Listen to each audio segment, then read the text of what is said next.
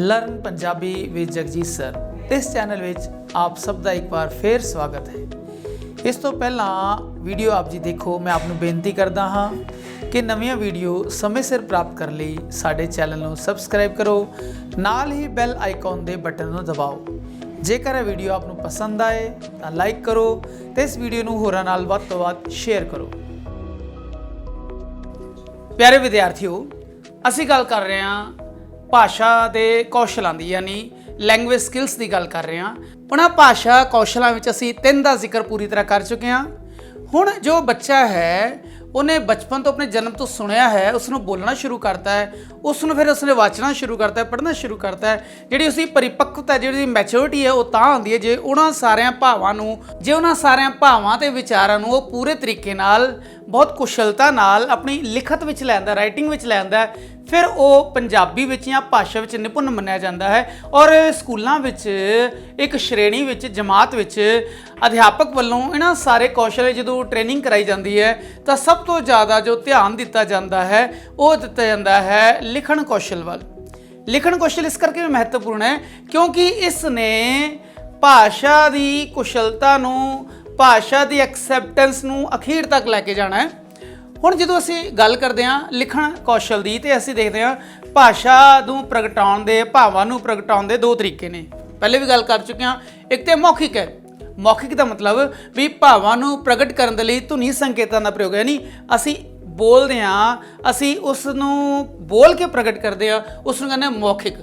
दूसरा लिखित। लिखित का मतलब है भी जदों लिपि के अंडर आके, लिपि के वरदान करके जदों असी गल्लां दा इन बिन संग्रह करते हैं, गल्लां नूं इन बिन लिख के लिपियांतर करके लिपिबद्ध करके दूजे तक पहुँचाते हैं, जां फिर असी अपनी कही गई गल नूं लिख के उसनूं हमेशा लिए अमर कर दिंदे हां।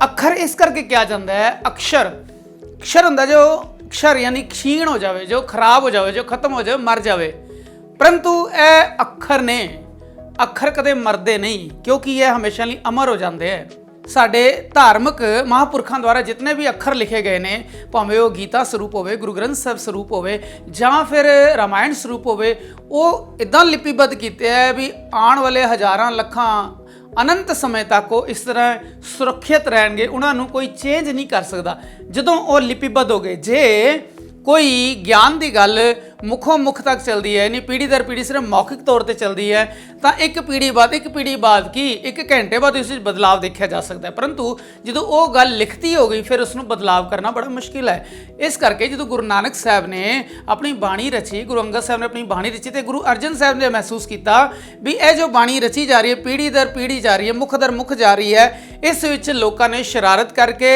जां सहज सवेस बदलाव करने, चेंजिंग करनी शुरू कर दी क्योंकि वो गुटकियां विच सी, छोटियां पोथियां विच सी, ते पोथी जो लिपियांतर करते सी उसनों दूजा बंदा लिखता सी तो कोई ना कोई त्रुटि, कोई ना कोई अणजाणे जां जानबूझ के त्रुटि करता सी। कई लोगों ने अपना नाम भी शामिल करना शुरू कर दिता। इस करके गुरु अर्जन देव जी ने पूरी बाणी नूं एक जगह संकलित करके उसनूं लिपिबद्ध करता। इस तरह उन्हां सारियां उपदेशां नूं, सारियां सिक्ख्यावां नूं उन्होंने हमेशा लिए अमर करके अखर करके, यानी अक्षर जो अमर, जो कभी क्षरण हो ही नहीं सकता, जो कभी पैरिशेबल है ही नहीं, उस तरह का उसनूं स्वरूप देके जुगा जुगा तक उस सारे उपदेश नूं अटल अमर कर दिता। इसनूं कहते हैं लिपि का लाभ। सब तो वड्डा लाभ भी कही हुई गल इन बिनों संग्रह हो जाती है, फिर असी उसनूं जुगा जुगा तक असी संग्रह करके रख सकते हैं। जो तक भाषा चलती है उदों तक लिखत चलती है। जमात विच उच्चारण सिक्ख्या या बोलण सिक्ख्या कदों क्यों दी जाती है? इस करके दी जाती है क्योंकि धुनियां नूं शुद्ध रूप विच बोलण लई, धुनियां नूं शुद्ध रूप विच बोलण लई उच्चारण सिक्ख्या जमात या श्रेणी विच कराई जाती है। धुनियां नूं शुद्ध रूप विच बोलण लई, सिखाउण लई उच्चारण की सिक्ख्या देनी पैंदी है। इस तरह जो पंजाबी माँ बोली की असी भाषा ही सिक्ख्या दिंदे आ तां धुनियां नूं शुद्ध रूप विच लिपिबद्ध करन लई गुरमुखी लिपि सिखाई जाती है, लिखण विद्या सिखाई जाती है, तो लिपि नूं कही गई गल नूं अपने हमेशा लिए उसनूं सिक्योर कर ली, उसनूं संग्रह कर ली, उसनूं सबूत के तौर पर इकट्ठा कर ली। प्राचीन काल तो इसकी लोड़ लिपि की महसूस होंदी रही है। जिस तरह असीं देखते हैं जो बहुत प्राचीनतम जिहड़ियां साडीआं सभ्यतावां ने, सिविलाइजेशन ने, उन्हां दे अंदर जो लिपियां उन्हां अज वर्गे अखर ते सी नहीं क्योंकि उन्होंने अखरां दा अजे इन्ना विकसित नहीं होई सी अखर ज्ञान। इस करके उन्होंने कुछ रेखावां नूं अपना आधार बनाया, कुछ चिन्हां नूं पिक्टोरीअल जिहड़ी सी यानी दृश्यात्मक लिपि सी जिस विच कोई ना कोई दृश्य सी। अजे भी जो जापानी भाषा है, चाइनीज़ भाषा है, उस विच कितने सैकड़े ही दृश्य रूपी लिपि के अखर ने जिन्हों असी वाच सकते हाँ उसका ज्ञान लैके। प्राचीन काल तो ही लिपि की लोड़ रही है, क्यों? क्योंकि विचारों के भाव असी प्रगट करना है और हर बंदा तो प्रगट नहीं कर, इस करके उसका लिखती रूप साम के रखना जरूरी है। रेखावां की वरतों की, चित्रों की वरतों की और चिन्हों द्वारा उसनों प्रगटाया। जिस तरह सूरज लई गोला पा के उसके अगे पिछे लाइनां खिंचेंगे भी ये सूरज है। जानवर बनाने के लिए लाइन पाई, 2 सिंह बनाए और 4 लत्तां बनातियां, वो उसका जिहड़ा सी जानवर रूप से। इस तरह परमेश्वर का रूप दिखाने लिए उन्होंने होर तरीके नाल उन्होंने चिन्ह बनाए, रेखावां बनाईयां। यह जो सारे ने यह मोहनजोदाड़ो या हड़प्पा संस्कृति के जो पत्थर मिलते हैं, स्लेट्स मिलदियां ने, टैबलेट्स मिलदियां ने, उन्होंने उत्ते उन्होंने लिपियां नूं देखा जांचिया जा सकता है। तो यह जो सारी लिपि की लोड़ है, लिपि की लोड़ हमेशा तो ही रही है इंसान नूं, क्योंकि गल नूं कहना और उसनूं लिखती तौर पर उन्होंने लोगों तक पहुँचाना जिहड़े कि उत्थे मौजूद नहीं है। लिखाई की, लिपि की और लिखावट की बहुत जरूरत रही है। इस करके लिपि का मतलब है लिखावट, लिखी हुई गल। हुण असीं इस गल ते जोर दिंदे हां भी जो लिखण कला है ना, लिखना जो है, लिखण कौशल है, एक कला की तरह है। क्योंकि कला इस करके है, यह एक इस तरह की कला है जो साडे अखां, कन और हथ यह सांझे रूप में मिल जुल के काम करते हैं और एक साझा कार्य हुंदा है, एक सांझी मनोविज्ञानिक प्रक्रिया हुंदी है। लिखण कौशल एक रचनात्मक क्रिया है, क्योंकि यह पढ़न तो थोड़ी औखी है। इस करके औखी है क्योंकि सुनना, बोलना और पढ़ना तो आसान है, परंतु उसनों अखरां च बोलण उसनों शरीरिक मेहनत भी चाहिए है, बौद्धिक क्षमता भी चाहिए है। इस करके यह जो लिखण कौशल है, यह पढ़न कौशल थोड़ा औखा है और नाल थोड़ा जटिल है, थोड़ा कॉम्पलैक्स है। अज के समय विच जमात विच यह नाड़ों नाल चलदी है। पढ़ना और लिखना, बोलना और लिखना, यह क्रियावां नाल नाल चलदियां। ਜਦੋਂ ਅਸੀਂ ਇਸ ਦੀ परिभाषा ਧਿਆਨ ਨਾਲ ਵੀ ਲਿਖਣ ਕੌਸ਼ਲ ਦੀ परिभाषा ਕੀ ਹੈ, ਫਿਰ ਅਸੀਂ ਦੇਖਦੇ ਹਾਂ ਵੀ ਭਾਵਾਂ ਤੇ ਵਿਚਾਰਾਂ ਨੂੰ ਲਿਪੀ ਰਾਹੀਂ, ਸਕ੍ਰਿਪਟ ਰਾਹੀਂ ਲਿਖ ਕੇ ਪ੍ਰਦਰਸ਼ਿਤ ਕਰਨਾ, ਲਿਖ ਕੇ ਪ੍ਰਗਟ ਕਰਨਾ, ਇਹੀ ਲਿਖਣ ਕੌਸ਼ਲ ਕਹਿਲਾਉਂਦਾ ਹੈ। ਜਾਂ ਲਿਖਣ ਕੌਸ਼ਲ ਵਿੱਚ ਅੱਖਰਾਂ ਨੂੰ, ਸ਼ਬਦਾਂ ਨੂੰ ਸੁਡੋਲ ਸੁੰਦਰ ਤਰੀਕੇ ਪ੍ਰਭਾਵਸ਼ਾਲੀ ਨਾਲ ਲਿਖਣਾ ਵੀ ਲਿਖਣ ਕੌਸ਼ਲ ਵਿੱਚ ਆ ਜਾਂਦਾ ਹੈ। ਸਾਧਾਰਨ ਰੂਪ ਵਿੱਚ ਸ਼ਬਦਾਂ ਦੁਆਰਾ ਲਿਖ ਕੇ ਭਾਵਾਂ ਦਾ ਪ੍ਰਕਾਸ਼ਨ, शब्दों द्वारा लिख के भावां दा प्रकाशन लिखण कौशल कहलाता है। हुण इस दे नाल असीं देखते हाँ भी साडा लिखण कौशल है चौथा कौशल, जिस विच जो विद्यार्थी है अपनी सारी सिक्ख्या विच निपुण हो जाता है। यह जो लिखण कौशल है जरूरी नहीं 12वीं जाके कंप्लीट होएगा, यह जो प्राइमरी क्लास ने, मुढ़लियां जमातां ने, उस विचों इसकी जो सिखलाई है शुरू हो जाती है और हौली हौली यह निखरदी है। हुण असीं गल करते हैं उद्देशां दी। लिखण कौशल की जो जानकारी तो बाद असी लिखण कौशल की परिभाषा की, उस पर असी देखते हाँ भी लिखण कौशल के उद्देश की हैं, भी सिक्ख्या विच, सिक्ख्या प्रक्रिया विच, टीचिंग लर्निंग प्रोसैस विच इस लिखण कौशल का, राइटिंग स्किल का की उद्देश्य है, क्यों कराई जाती है स्कूलों में, इस पर ज़्यादा जोर क्यों दिता जाता है। अजकल CBSE ते होर बोर्डां विच लिखण कौशल का एक अलग तो भाग है जिस विच निबंध लिखवाए जाते हैं, पत्र लिखवाए जाते हैं, यात्रा संस्मरण लिखवाए जाते हैं और उन्होंने हिंट दिते जाते ताकि बच्चा उन्होंने हिंट्स से, उन्होंने नुकतियां, केंद्री नुकतियां के हिसाब नाल अपनी लिखत नूं शब्दों में विस्तारित करके लिख सकता हो। तो इत्थे असीं गल कर रहे हैं इसके उद्देश्यों की। सब तो पहली गल है लिखण कौशल की भी अखरां दी सही बनावट का अभ्यास कराना। सिख्यार्थी नूं जो प्राइमरी स्कूल तो लैके सिक्ख्या प्राप्त करनी, कौशल विच निखरना शुरू करता है, उसनूं अखरां दी सही बनावट सिखाउण दा अभ्यास करना है। जिवें कि मान लो असी ऊड़ा सिखाना है, ऊड़ा तो बच्चा किसी तरीके नाल भी सीख सकता है, ऊड़ा तो बच्चा किसी तरीके नाल भी सीख सकता है, परंतु उन्होंने सिखाने तो पहला दसना है भी यदि एक बनावट, एक सुडोलता, एक सुंदरता है। असी इस तरह कहने भी इस तरह करो भी पहले स्ट्रेट लाइन पाओ, फिर तुम एक करो करके इत्थे तक लैके आओ, फिर तुम इसनों गोल बना के इसनों इदा गोल करते एनू टच करो, एनू टच करो और एनू टच करो, फिर लाइन थोड़ी बाहर होनी चाहिए है। इनू कहते सुडोल और सुंदर ऊड़ा। तो जो लिखण कौशल है इस विच अखरां दी सही बनावट का अभ्यास, क्योंकि जिन्ने भी अखर ने, जिन्नियां भाषावां दे अखर ने, उन्हां सारियां दा ज्योमैट्रिकल डिज़ाइन है, वो किधर मुड़दे है, कितना एंगल बनाते हैं और कितना उहदा फ्लो हैगा और किन्नी उहदी उचाई है, कितना विचकारला गैप है, यह सारा एक ਨਪਿਆ ਤੁਲਿਆ ਅਭਿਆਸ ਹੈ ਜਿਸ ਦਾ ਅਭਿਆਸ ਲਿਖਣ ਕੌਸ਼ਲ ਵਿੱਚ ਕਰਾਇਆ ਜਾਂਦਾ। ਦੂਜੀ ਗੱਲ ਹੈ ਸ਼ਬਦ ਜੋੜਾਂ ਦੀ ਸਿੱਖਿਆ ਦੇਣਾ। ਜਦੋਂ ਬੱਚਾ ਲਿਖਣਾ ਸ਼ੁਰੂ ਕਰਦਾ ਉਹਨੂੰ ਪਤਾ ਲੱਗਦਾ ਵੀ ਸ਼ਬਦ ਜੋੜਾਂ ਦੇ ਨੇਮ ਕੀ ਨੇ, ਕਿਹੜੇ ਅੱਖਰ ਦਾ ਕੀ ਪ੍ਰਭਾਵ ਪੈਂਦਾ, ਕਿਹੜੇ ਅੱਖਰ ਦਾ ਕੀ ਉਚਾਰਨ ਹੈ। ਇਸ ਤਰ੍ਹਾਂ ਬੱਚੇ ਨੂੰ ਸ਼ਬਦ ਜੋੜਾਂ ਦੇ ਨੇਮ ਦੀ ਸਿੱਖਿਆ ਨਾਲ ਦਿੱਤੀ ਜਾਂਦੀ ਹੈ ਲਿਖਣ ਕੌਸ਼ਲ ਦੇ ਵਿੱਚ। ਜਿੱਦਾਂ ਅਸੀਂ ਪਹਿਲੇ ਗੱਲ ਕਰ ਚੁੱਕੇ ਹਾਂ, ਸੁੰਦਰ ਸੁਡੋਲ ਸਪਸ਼ਟ ਲਿਖਾਈ ਦੀ ਜਾਣਕਾਰੀ ਦੇਣਾ ਇਸ ਲਿਖਣ ਕੌਸ਼ਲ ਦਾ ਇੱਕ ਉਦੇਸ਼ ਹੈ। ਵਾਕ ਰਚਨਾ ਦੇ ਨਿਯਮਾਂ ਦਾ ਗਿਆਨ ਕਰਾਉਣਾ।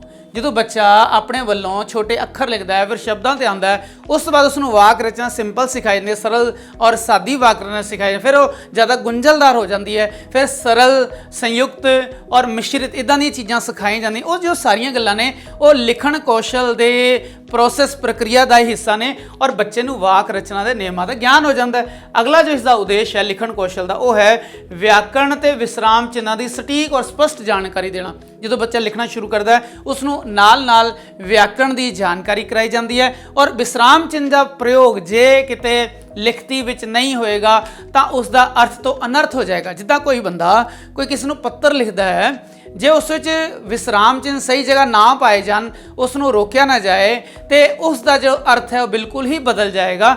ਇਸ ਕਰਕੇ ਵਿਆਕਰਣ ਦੀ ਔਰ ਵਿਸਰਾਮ ਚਿੰਨ੍ਹਾਂ ਦੀ ਸਟੀਕ ਜਾਣਕਾਰੀ ਦੇਣਾ ਲਿਖਣ ਕੌਸ਼ਲ ਦਾ ਮੁੱਖ ਉਦੇਸ਼ ਹੈ।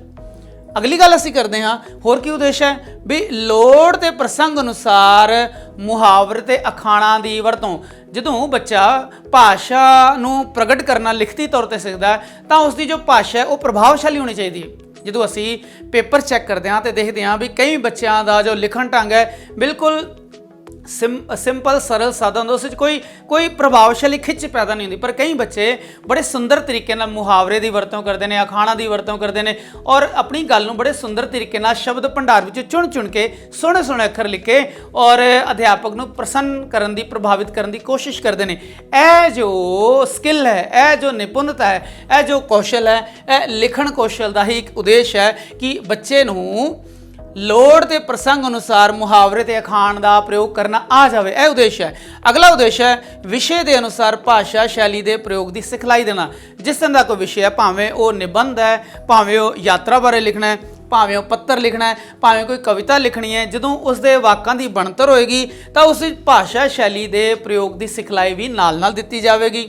ਅਗਲਾ ਉਦੇਸ਼ ਹੈ ਤਰਕਪੂਰਨ ਲਿਖਤ ਪ੍ਰਗਟਾ ਦੀ ਸਮਰੱਥਾ ਪੈਦਾ ਕਰਨਾ। ਲੌਜੀਕਲੀ ਬੱਚਾ ਜਦੋਂ ਇੰਨਾ ਸਮਰਥ ਹੋ ਜਾਏ ਵੀ ਪੜ੍ਹਾਈ ਯਾਦ ਕੀਤੀ ਗੱਲ ਨੂੰ ਰੱਟਾ ਮਾਰ ਕੇ ਲਿਖ ਲੇ, ਉਸ ਤੋਂ ਅਸੀਂ ਸਿਰਜਨਾਤਮਕ ਸ਼ਕਤੀ ਦਾ ਵਿਕਾਸ ਬਾਰੇ ਅਗਲੀਆਂ 9ਵੀਂ 10ਵੀਂ 11ਵੀਂ 12ਵੀਂ ਜਾਂ ਕਾਲਜ ਵਿੱਚ ਇਹ ਭਾਸ਼ਾ ਮਾਂ ਬੋਲੀ ਪੰਜਾਬੀ ਦੇ ਵਿੱਚ ਅਭਿਆਸ ਕਰਾਇਆ ਜਾਂਦਾ ਹੈ ਤਾਂ ਕਿ ਬੱਚੇ ਤਰਕਪੂਰਨ ਲਿਖਤ ਵਿੱਚ ਆਪਣੀਆਂ ਭਾਵਾਂ ਦਾ ਪ੍ਰਗਟਾਵਾ ਕਰ ਸਕਣ। ਉਹਨਾਂ ਪ੍ਰਗਟਾਵੇ ਪਿੱਛੇ ਜੋ ਤਰਕ ਹੈ, ਜੋ ਭਾਵਨਾ ਹੈ, ਉਸ ਨੂੰ ਸਾਬਿਤ ਕਰ ਸਕਣ। ਇਹ ਇਸ ਦਾ ਉਦੇਸ਼ ਹੈ। ਅਗਲਾ ਉਦੇਸ਼ ਹੈ ਕਿ ਬੱਚੇ ਦੀ ਸਿਰਜਨਾਤਮਕ ਸ਼ਕਤੀ ਦਾ ਵਿਕਾਸ ਕਰਨਾ। ਬੱਚਾ ਦਿੱਤੇ ਗਏ ਟੌਪਿਕ ਤੇ ਕੋਈ ਕਵਿਤਾ ਲਿਖ ਸਕੇ, ਕੋਈ ਨਿਬੰਧ ਲਿਖ ਸਕੇ, ਰਿਪੋਰਟ ਜਾਂ ਫੀਚਰ ਲਿਖ ਸਕੇ, ਇਸ ਦਾ ਵਿਕਾਸ ਕਰਨਾ ਤਾਂ ਕਿ ਬੱਚੇ ਵਿੱਚ ਸਾਹਿਤ ਰਚਨਾ ਦਾ ਸ਼ੌਂਕ ਪੈਦਾ ਹੋਵੇ। ਲਿਖਣ ਕੌਸ਼ਲ ਹੈ ਵੀ ਅਗਲੀ ਪੀੜ੍ਹੀ ਸਾਹਿਤਕਾਰਾਂ ਦੀ ਉਹ ਤਿਆਰ ਹੋ ਜਾਵੇ, ਬੱਚੇ ਨੂੰ ਸਾਹਿਤ ਵਿੱਚ ਸ਼ੌਂਕ ਪੈਦਾ ਹੋ ਜਾਵੇ। ਇਸ ਦਾ ਲਾਸਟ ਪੁਆਇੰਟ ਅਸੀਂ ਕਹਿ ਸਕਦੇ ਹਾਂ ਵੀ ਮਾਂ ਬੋਲੀ ਦਾ ਭਵਿੱਖ ਸੰਭਾਲਣਾ, ਮਾਂ ਬੋਲੀ ਨੂੰ ਅਗਲੀ ਪੀੜ੍ਹੀ ਲਈ ਸਾਂਭ ਕੇ ਰੱਖਣਾ ਨਵੇਂ ਵਿਚਾਰਾਂ ਨਾਲ, ਕਿਉਂਕਿ ਜੋ ਭਾਸ਼ਾ ਨਾ ਰੋਜ਼ ਸਮਰਿੱਧ ਹੁੰਦੀ ਹੈ, ਰੋਜ਼ ਅਮੀਰ ਹੁੰਦੀ ਹੈ, ਇਹ ਹਮੇਸ਼ਾ ਬਦਲਦੀ ਹੈ ਔਰ ਅਮੀਰ ਹੁੰਦੀ ਜਾਂਦੀ ਹੈ। ਇਸ ਤਰ੍ਹਾਂ ਜੋ ਅੱਜ ਦੀ ਪੀੜ੍ਹੀ ਹੈ, ਇਹ ਵਿਦਿਆਰਥੀ ਪੀੜ੍ਹੀ ਹੈ, ਇਹਨੇ ਅੱਗੇ ਜਾ ਕੇ ਇਸ ਨੂੰ ਹੋਰ ਅਮੀਰ ਕਰਨਾ ਹੈ। ਉਹਨਾਂ ਵਿੱਚੋਂ ਕਈ ਸਾਹਿਤਕਾਰ ਬਣਨਗੇ ਔਰ ਜੋ ਲਿਖਣ ਕੌਸ਼ਲ ਹੈ ਉਹਦਾ ਮੁੱਖ ਉਦੇਸ਼ ਇਹ ਹੁੰਦਾ ਹੈ ਵੀ ਆਪਣੀ ਮਾਂ ਬੋਲੀ ਦੇ ਭਵਿੱਖ ਨੂੰ ਸੰਭਾਲਣਾ ਔਰ ਉਸ ਨੂੰ ਹੋਰ ਵਿਕਸਿਤ ਕਰਨਾ। ਭਾਸ਼ਾ ਦੇ ਲਿਖਣ ਕੌਸ਼ਲ ਦੇ ਵਿਕਾਸ ਵਿੱਚ ਫਿਰ ਅੱਗੇ ਗੱਲ ਆਉਂਦੀ ਹੈ ਲਿਖਣ ਕੌਸ਼ਲ ਦੀਆਂ ਅਵਸਥਾਵਾਂ ਦੀ। ਜਦੋਂ ਬੱਚੇ ਨੂੰ ਸ਼ੁਰੂਆਤ ਵਿੱਚ ਲਿਖਣਾ ਸਿਖਾਇਆ ਜਾਂਦਾ, ਉਸਦੇ ਕੌਸ਼ਲ ਨੂੰ ਨਿਖਾਰਨ ਤੋਂ ਪਹਿਲੇ ਦੀ ਕੀ ਤਿਆਰੀ ਹੈ, ਉਹ ਇਸ ਨੂੰ ਅਸੀਂ 4 ਹਿੱਸਿਆਂ 'ਚ ਵੰਡ ਸਕਦੇ ਹਾਂ ਤੇ ਇਹ 4 ਅਵਸਥਾ ਕਹੀਏ ਜਾ ਸਕਦੀਆਂ। ਜੋ ਪਹਿਲੀ ਅਵਸਥਾ ਉਹ ਹੈ ਵੀ ਸਿੱਖਣ ਦੀ ਤਿਆਰੀ। ਬੱਚਾ ਅਜੇ ਲਿਖਣਾ ਸਿੱਖਿਆ ਨਹੀਂ ਕਿਉਂਕਿ ਉਹ ਮਾਨਸਿਕ ਤੌਰ ਤੇ, ਸਰੀਰਕ ਤੌਰ ਤੇ ਤਿਆਰ ਨਹੀਂ ਹੈ। ਉਸ ਤੋਂ ਪਹਿਲੇ ਉਸਦੀ ਤਿਆਰੀ ਕਿਸ ਤਰ੍ਹਾਂ ਕਰਾਉਣੀ ਹੈ ਵੀ ਸਿੱਖਣ ਦੀ ਤਿਆਰੀ ਕਰਨੀ ਹੈ, ਉਸ ਵਿੱਚ ਸਿੱਖਣ ਦੀ ਸ਼ਕਤੀ ਵਿਕਸਿਤ ਕਰਨ ਦਾ ਅਭਿਆਸ ਕਰਾਉਣਾ ਹੈ। ਜਿਸ ਤਰ੍ਹਾਂ ਬੱਚੇ ਆਪਣੇ ਬਹੁਤ ਛੋਟੇ ਬੱਚੇ ਰੇਤ ਤੇ ਲਿਖਦੇ ਨੇ, ਦੀਵਾਰ ਤੇ ਲਿਖਦੇ ਨੇ, ਉਹ ਕੁਝ ਵੀ ਲਿਖਦੇ ਨੇ, ਆਡੀਆਂ ਟੇਡੀਆਂ ਰੇਖਾਵਾਂ ਪਾਉਂਦੇ ਨੇ, ਇਹ ਉਸਦੇ ਮਾਨਸਿਕ ਰੂਪ ਨਾਲ ਤਿਆਰ ਹੋਣ ਦੀ ਨਿਸ਼ਾਨੀ ਹੈ। ਦੂਸਰੀ ਗੱਲ ਹੈ ਵੀ ਬੱਚੇ ਦੀ ਜੋ ਅੱਖਰਾਂ ਦੀ ਨਿਰੀਖਣ ਸ਼ਕਤੀ ਹੈ ਨਾ, ਉਹ ਇਸ ਸਮੇਂ ਅਧਿਆਪਕ ਉਸਦੀ ਜੋ ਮੌਖਿਕ ਤਿਆਰੀ ਕਰਾਉਂਦਾ, ਯਾਨੀ ਅਨੌਪਚਾਰਿਕ ਤਿਆਰੀ ਕਰਾਉਂਦਾ, ਇਨਫੋਰਮਲ ਤਿਆਰੀ ਕਰਾਉਂਦਾ, ਤੇ ਉਸ ਨੂੰ ਅੱਖਰਾਂ ਦੀ ਬਣਾਵਟ ਦਾ ਔਰ ਅੱਖਰਾਂ ਦੇ ਵਿਚਕਾਰ ਜੋ ਫਰਕ ਹੈ ਉਸ ਦਾ ਪਤਾ ਲੱਗ ਜਾਂਦਾ। ਇੱਦਾਂ ਛੋਟੀ ਉਮਰੇ ਬੱਚੇ ਨੂੰ ਕਹਿੰਦੇ ਵੇ ਇਹ ਏ ਹੈ, ਇਹ ਬੀ ਹੈ, ਇਹ ਵੀ ਨਹੀਂ ਸਿਖਾਉਂਦੇ, ਉਹ ਸ਼ਬਦ ਸਿਖਾਉਂਦੇ ਨੇ। ਸ਼ਬਦਾਂ ਤੋਂ ਫਿਰ ਅੱਖਰਾਂ ਵੱਲ ਲੈ ਕੇ ਆਉਂਦਾ ਅਧਿਆਪਕ। ਉਸ ਤੋਂ ਬਾਅਦ ਲਿਖਣ ਪ੍ਰਤੀ ਉਹਦੀ ਰੁਚੀ ਜਾਗਰਿਤ ਕਰਨਾ, ਵੀ ਬੱਚਾ ਹੈ ਉਹ ਇਸ ਅਵਸਥਾ ਵਿੱਚ ਲਿਖਣ ਦਾ ਉਸ ਵਿੱਚ ਚਾਅ ਪੈਦਾ ਹੋਵੇ, ਉਸ ਨੂੰ ਲਿਖਣ ਦੀ ਜਿਹੜੀ ਹੈ ਨਾ ਉਹ ਰੁਚੀ ਪੈਦਾ ਹੋਵੇ। ਇਸ ਕਰਕੇ ਘਰ ਵਿੱਚ ਔਰ ਸਕੂਲ ਵਿੱਚ ਜਿਹੜਾ ਬੜੇ ਸਾਰੇ ਯਤਨ ਕੀਤੇ ਜਾਂਦੇ ਨੇ ਤਾਂ ਕਿ ਬੱਚਾ ਮਾਨਸਿਕ ਤੌਰ ਤੇ ਸਰੀਰਕ ਤੌਰ ਤੇ ਲਿਖਣ ਲਈ ਤਿਆਰ ਹੋ ਜਾਵੇ। ਅਗਲੀ ਗੱਲ ਹੈ ਵੀ ਇਸ ਸਮੇਂ ਜਦੋਂ ਉਹ 2.5-3 ਸਾਲ ਦਾ ਹੁੰਦਾ, 4 ਸਾਲ ਦਾ ਹੁੰਦਾ, ਯਾਨੀ 5 ਸਾਲ ਤੋਂ ਪਹਿਲੇ ਉਸ ਦੀਆਂ ਜਿਹੜੀ ਉਂਗਲਾਂ ਨੇ ਨਾ, ਉਸ ਦੀਆਂ ਮਾਸਪੇਸ਼ੀਆਂ, ਉਸਦੇ ਮਸਲ ਜਿਹੜੇ ਉਹ ਸਟਰੋਂਗ ਹੋਣੇ ਸ਼ੁਰੂ ਹੋ ਜਾਂਦੇ ਆ।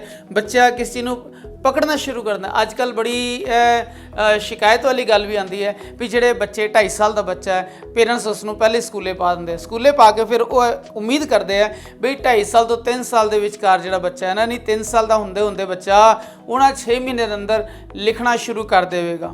ਕਿਉਂਕਿ ਮੇਰੀ ਭੂਆ ਦਾ ਜਿਹੜਾ ਪੋਤਾ ਉਹ ਲਿਖਣਾ ਸਿੱਖ ਗਿਆ, ਮੇਰੀ ਗੁਆਂਢਣ ਦਾ ਜਿਹੜਾ ਮੇਰੀ ਸਹੇਲੀ ਦਾ ਮੁੰਡਾ ਲਿਖਣਾ ਸਿੱਖ ਗਿਆ, ਇਸ ਕਰਕੇ ਮੇਰਾ ਬੱਚਾ ਨਹੀਂ ਸਿੱਖਦਾ। ਇਹ ਨਹੀਂ ਪਤਾ ਵੀ 2.5 ਸਾਲ 3 ਸਾਲ ਦੇ ਬੱਚੇ ਦੀਆਂ ਅਜੇ ਹੱਥ ਦੀਆਂ ਜੋ ਮਾਸਪੇਸ਼ੀਆਂ ਨੇ, ਉਹਦੇ ਜਿਹੜੇ ਜੋੜ ਨੇ ਪਰਿਪੱਕ ਨਹੀਂ ਹੋਏ, ਮੈਚਿਓਰ ਨਹੀਂ ਹੋਏ ਹੁੰਦੇ। ਜੇ ਅਸੀਂ ਉਸ ਨੂੰ ਹੁਣੇ ਤੋਂ ਹੀ ਸਖਤੀ ਨਾਲ ਪੈਨਸਲ ਪਕੜਨ ਦੀ ਜਾਚ ਸਿਖਾਵਾਂਗੇ ਤਾਂ ਉਸਦੇ ਜੋ ਹੱਥਾਂ ਦੀ ਬਨਾਵਟ ਹੈ ਕੁਦਰਤੀ ਤੌਰ ਤੇ ਜੋ ਵਿਕਸਿਤ ਹੋਣੀ ਹੈ, ਹਜੇ ਵਿਕਸਿਤ ਨਹੀਂ ਹੋਈ, ਉਸਨੇ ਫਿਰ ਦੋਸ਼ਪੂਰਨ ਤਰੁਟੀਪੂਰਨ ਹੋ ਜਾਣਾ। ਇਸ ਕਰਕੇ ਮਾਪਿਆਂ ਨੂੰ, ਖਾਸ ਕਰ ਸ਼ਹਿਰ ਦੇ ਮਾਪਿਆਂ ਨੂੰ ਇਹ ਧਿਆਨ ਰੱਖਣਾ ਚਾਹੀਦਾ ਹੈ ਕਿ ਬੱਚੇ ਦੀ ਇੱਕ ਲਿਖਣ ਦੀ ਏਜ ਹੁੰਦੀ ਹੈ, ਉਸ ਨੂੰ ਮੌਖਿਕ ਗਿਆਨ, ਅਨੌਪਚਾਰਿਕ ਗਿਆਨ ਤਾਂ ਜਿੰਨਾ ਮਰਜ਼ੀ ਦੇ ਦਿਓ, ਜਿੰਨਾ ਬੱਚੇ ਦੀ ਹੈਸੀਅਤ ਹੈ, ਜਿੰਨੀ ਬੱਚੇ ਦੀ ਸਮਰਥ ਹੈ, ਪਰੰਤੂ ਉਸ ਨੂੰ ਲਿਖਣ ਲਈ ਮਜਬੂਰ ਨਹੀਂ ਕਰਨਾ ਚਾਹੀਦਾ ਅਧਿਆਪਕ ਨੂੰ ਜਾਂ ਬੱਚੇ ਨੂੰ।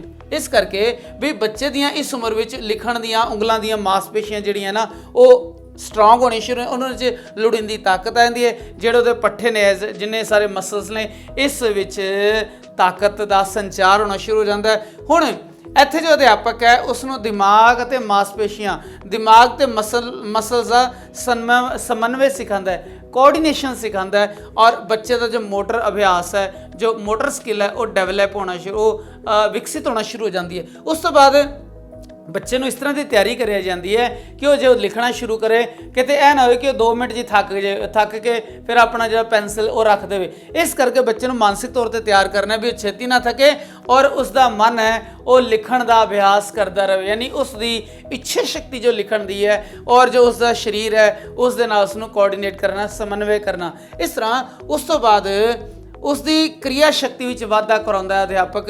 ਜਦੋਂ ਉਹ ਲਿਖਣਾ ਇਸ ਸਮੇਂ ਵਿੱਚ ਉਸ ਦੀ ਤਿਆਰੀ ਚੱਲ ਰਹੀ ਹੈ, ਉਸ ਨੂੰ ਕਲਮ ਫੜ ਕੇ ਉਸ ਨੂੰ ਚਲਾਉਣ ਦੀ ਸਿੱਖਿਆ ਦਿੱਤੀ ਜਾਂਦੀ। ਬੱਚੇ ਇਸ ਸਮੇਂ ਆਪਣੀ ਮਰਜ਼ੀ ਨਾਲ ਇਹ ਕੰਮ ਕਰਦੇ ਨੇ ਔਰ ਅਧਿਆਪਕ ਉਹਨਾਂ ਦਾ ਉਸ ਦਾ ਧਿਆਨ ਰੱਖਦਾ ਹੈ। ਇਸ ਕਰਕੇ ਬੱਚੇ ਨੂੰ ਕ੍ਰੇਯੋਨਸ ਪਕੜਾ ਕੇ, ਕਲਰਸ ਪਕੜਾ ਕੇ ਜਾਂ ਪੈਨਸਿਲ ਪੈਨ ਪਕੜਾ ਕੇ ਉਹਨਾਂ ਕੋਲੋਂ ਸਿੱਧੀਆਂ, ਲੇਟਵੀਆਂ ਜਾਂ ਤਿਰਛੀਆਂ ਰੇਖਾਵਾਂ ਖਿਚਵਾਈਆਂ ਜਾਂਦੀਆਂ, ਉੱਥੇ ਤੱਕ ਜਦੋਂ ਤੱਕ ਕਿ ਉਸਦੇ ਹੱਥਾਂ 'ਤੇ ਇਸਦਾ ਜੋ ਮਾਰੂ ਪ੍ਰਭਾਵ ਜਾਂ ਬੁਰਾ ਪ੍ਰਭਾਵ ਜਾਂ ਐਡਵਰਸ ਇਫੈਕਟ ਨਾ ਪਵੇ। ਉਸ ਤੋਂ ਬਾਅਦ ਅਸੀਂ ਗੱਲ ਕਰਦੇ ਹਾਂ ਦੂਸਰੀ ਅਵਸਥਾ ਦੀ, ਸਿੱਖਣ ਦੀ, ਕੌਸ਼ਲ ਦੀ। ਦੂਜੀ ਅਵਸਥਾ ਕੀ ਹੈ ਕਿ ਬੱਚੇ ਨੂੰ ਇੱਥੇ ਸੇ ਸਿੱਖਣ ਦੀ ਤਿਆਰੀ ਕਰਾਉਣਾ, ਉਸ ਨੂੰ ਮਾਨਸਿਕ ਔਰ ਸਰੀਰਕ ਤੌਰ ਤੇ ਲਿਖਣ ਲਈ ਤਿਆਰ ਕਰਨਾ, ਉਸ ਨੂੰ ਮੈਚਿਓਰ ਕਰਨਾ। ਕੁਦਰਤ ਉਸ ਨੂੰ ਤਿਆਰ ਕਰ ਰਹੀ ਹੈ ਪਰ ਮਾਨਸਿਕ ਤੌਰ ਤੇ ਉਸ ਨੂੰ ਤਿਆਰ ਕਰਨਾ। ਅਗਲੀ ਜੋ ਅਵਸਥਾ ਹੈ ਉਸ ਕੋਲੋਂ ਅੱਖਰ ਰਚਨਾ ਕਰਾਉਣਾ। ਹੁਣ ਉਸਨੇ ਪੈਨ ਫੜਨਾ, ਪੈਨਸਿਲ ਪਕੜਨੀ ਸਿੱਖ ਲਈ ਹੈ, ਕ੍ਰੇਯੋਨਸ ਪਕੜਨੇ, ਉਸਦੀ ਗ੍ਰਿਪ ਜਿਹੜੀ ਹੈ ਠੀਕ ਹੋ ਗਈ ਹੈ। ਹੁਣ ਉਸ ਨੂੰ ਅੱਖਰ ਰਚਨਾ ਕਰਾਉਣਾ ਅਧਿਆਪਕ ਦਾ ਕੰਮ ਹੁੰਦਾ ਹੈ। ਜੋ ਅਧਿਆਪਕ ਹੈ ਬੱਚੇ ਨੂੰ ਉਸਦੇ ਹੱਥੋਂ ਸਾਰੇ ਅੱਖਰ ਲਿਖਣ ਦੀ ਤਿਆਰੀ ਕਰਾਉਂਦਾ ਹੈ ਤੇ ਬੱਚਾ ਸਾਰੇ ਅੱਖਰ ਆਪਣੇ ਹੱਥ ਨਾਲ ਲਿਖਣ ਲਈ ਤਿਆਰ ਹੋ ਜਾਵੇ, ਲਿਖਣ ਯੋਗ ਹੋ ਜਾਵੇ। ਇਹ ਦੂਜੀ ਅਵਸਥਾ ਦਾ ਮੁੱਖ ਉਦੇਸ਼ ਹੁੰਦਾ ਹੈ। ਇਹ ਪਹਿਲੀਆਂ ਅਵਸਥਾ, ਦੂਜੀ ਅਵਸਥਾ ਹੈ ਲਿਖਣ ਕੌਸ਼ਲ ਸਿਖਾਉਣ ਦੀਆਂ ਅਵਸਥਾਵਾਂ। ਉਸ ਤੋਂ ਬਾਅਦ ਦੂਜੀ ਗੱਲ ਹੈ ਉਹ ਬੱਚਾ ਅੱਖਰ ਮਿਲਾ ਕੇ ਸ਼ਬਦ ਔਰ ਸ਼ਬਦ ਮਿਲਾ ਕੇ ਫਿਰ ਮਿਲਵੇਂ ਸ਼ਬਦ ਬਣਾ ਸਕਦਾ ਹੋਵੇ ਔਰ ਬੱਚਾ ਸਰੀਰਕ ਤੇ ਮਾਨਸਿਕ ਤੌਰ ਤੇ ਅੱਖਰ ਰਚਨਾ, ਵਾਕ ਰਚਨਾ ਦੀ ਵੀ ਤਿਆਰੀ ਕਰ ਲਵੇ। ਇਹ ਇਸ ਪੜਾਅ ਦੀ ਜਿਹੜੀ ਨਿਸ਼ਾਨੀ, ਇਸ ਪੜਾਅ ਦਾ ਕਾਰਜ ਹੈ। ਉਸ ਤੋਂ ਬਾਅਦ ਬੱਚੇ ਵਿੱਚ ਸੂਝ ਪੈਦਾ ਡਿਵੈਲਪ ਹੋਣੀ ਸ਼ੁਰੂ ਹੁੰਦੀ ਹੈ। ਇੱਕ ਮਾਨਸਿਕ ਤੌਰ ਤੇ, ਬੌਧਿਕ ਤੌਰ ਤੇ ਜੋ ਬੱਚਾ ਹੈ ਉਸ ਵਿੱਚ ਅੱਖਰ ਲਿਖਣ ਦੀ, ਅੱਖਰਾਂ ਤੋਂ ਸ਼ਬਦ ਬਣਾਉਣ ਦੀ, ਸ਼ਬਦ ਤੋਂ ਵਾਕ ਰਚਨਾ, ਛੋਟੇ ਵਾਕ ਬਣਾਉਣ ਦੀ ਇੱਕ ਜਿਹੜੀ ਪ੍ਰਕਿਰਿਆ ਸ਼ੁਰੂ ਹੋ ਜਾਂਦੀ ਹੈ। ਹੁਣ ਅਧਿਆਪਕ ਉਸ ਦਾ ਉਚਿਤ ਸਹਿਯੋਗ ਕਰਦਾ ਹੈ, ਉਸ ਦੀ ਲਿਖਣ ਬਿਰਤੀ ਦਾ ਪੋਸ਼ਣ ਕਰਦਾ ਹੈ, ਉਸ ਨੂੰ ਸਪੋਰਟ ਕਰਦਾ ਹੈ। ਇਸ ਸਮੇਂ ਉਸ ਦਾ ਸਿਰਜਣਾਤਮਕ ਵਿਕਾਸ ਵੀ ਹੋਣ ਲੱਗ ਪੈਂਦਾ ਹੈ ਲਿਖਣ ਦੇ ਕੌਸ਼ਲ ਵਿੱਚ। ਨਵੀਆਂ ਵੀਡੀਓ ਸਮੇਂ ਸਿਰ ਪ੍ਰਾਪਤ ਕਰਨ ਲਈ ਸਾਡੇ ਚੈਨਲ ਨੂੰ ਸਬਸਕ੍ਰਾਈਬ ਕਰੋ, ਨਾਲ ਹੀ ਬੈਲ ਆਈਕਨ ਦੇ ਬਟਨ ਨੂੰ ਦਬਾਓ। ਜੇਕਰ ਇਹ ਵੀਡੀਓ ਆਪ ਨੂੰ ਪਸੰਦ ਆਏ ਤਾਂ ਲਾਈਕ ਕਰੋ ਤੇ ਇਸ ਵੀਡੀਓ ਨੂੰ ਹੋਰਾਂ ਨਾਲ ਵੱਧ ਤੋਂ ਵੱਧ ਸ਼ੇਅਰ ਕਰੋ।